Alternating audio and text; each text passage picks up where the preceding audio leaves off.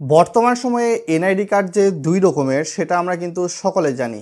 একটি লিমিটিং যুক্ত NID card এবং আরেকটা হচ্ছে স্মার্ট কার্ড বা প্লাস্টিকের কার্ড। তবে স্মার্ট কার্ডে সকল ধরনের তথ্য কিন্তু সংরক্ষিত থাকে সাধারণত একটা চিপের মধ্যে, যদিও বাহ্যিক কিছু তথ্য থাকে। স্মার্ট কার্ডে অতিরিক্ত তথ্য হিসাবে চোখের আইরিশের ছাপ, হাতের আঙ্গুলের ছাপ, এগুলো চিপের মধ্যে সংরক্ষিত থাকে। স্মার্ট কার্ডটি হারিয়ে গেলে সেক্ষেত্রে আমাদের করণীয় কী হবে, স্মার্ট কার্ডটি ফেরত পাবো কি পাবো না, এ সম্পর্কে বিস্তারিত প্রমাণ তুলে ধরার জন্য অবশ্যই আমরা নির্বাচন কমিশন অফিসের হেল্পলাইনে ফোন দিব। কে কোথায় থেকে ভিডিওটি দেখতেছেন ভিডিওর কমেন্ট বক্সে অবশ্যই আমাদের লিখে জানাতে ভুলবেন না বস। আমার স্মার্ট কার্ডটা হারায় গেছে, তো সেই ক্ষেত্রে স্মার্ট কার্ডটা আমি কিভাবে রিইস্যু করব?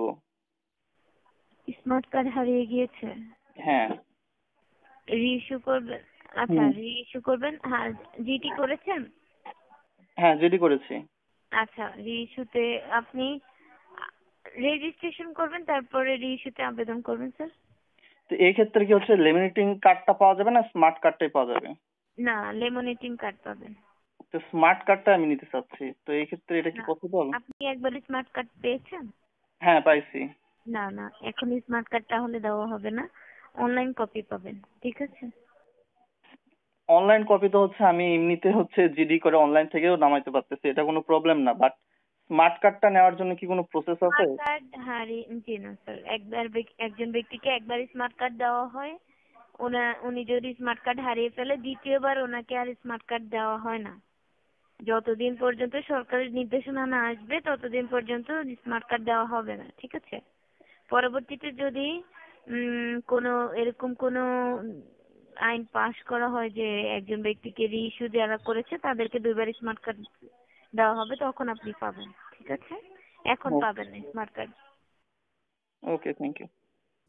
অলরাইটস, তাহলে কি স্মার্ট কার্ডটা হারিয়ে যাওয়ার ভয়ে আমরা কি স্মার্ট কার্ড ইউজ করব না, বা চুরি হয়ে যাওয়ার ভয়ে স্মার্ট কার্ড ইউজ করব না? এমনটি তো আর হতে পারে না, তাই না?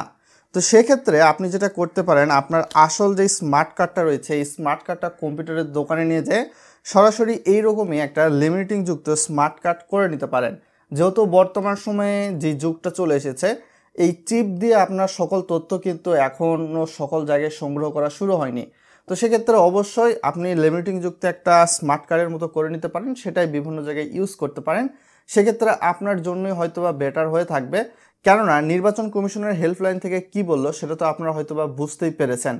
তো ভিডিওটি বন্ধুবান্ধবের সঙ্গে শেয়ার করবেন, তাদেরকেও এই বিষয় সম্পর্কে জানিয়ে দিবেন, তাদেরকেও সচেতন করে দিবেন। আজকে পর্যন্তই, সকলে ভালো থাকবেন। আসসালামু আলাইকুম।